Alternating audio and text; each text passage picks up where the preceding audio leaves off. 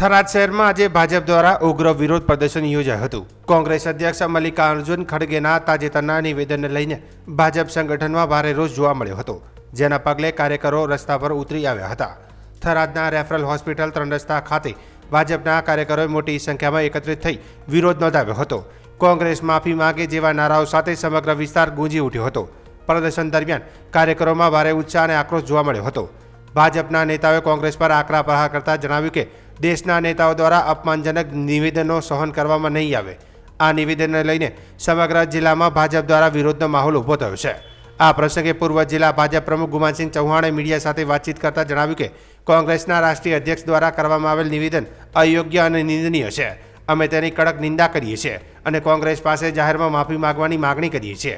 પ્રદર્શન દરમિયાન પોલીસ તંત્ર પણ સતર્ક રહ્યું અને કોઈ અનિચ્છનીય ઘટના ન બને તે માટે પૂરતી વ્યવસ્થા ગોઠવવામાં આવી હતી। આ સમગ્ર ઘટનાને કારણે થરાદમાં રાજકીય તાપમાન વધી ગયું છે। આવનારા દિવસોમાં મુદ્દે રાજકીય ઘર્ષણ વધુ તેજ બનવાની સંભાવનાઓ વ્યક્ત કરવામાં આવી રહી છે। આ દેશની રાજનીતિમાં ગુજરાતનો અગ્રેસર ફાળો રહ્યો છે। પૂજ્ય મહાત્મા ગાંધી અને સરદાર પટેલની જન્મભૂમિ, આ દેશની આઝાદી માટે જેમણે લડત આપીને આ દેશને સ્વતંત્ર બનાવવામાં એમનું યોગદાન રહ્યું છે।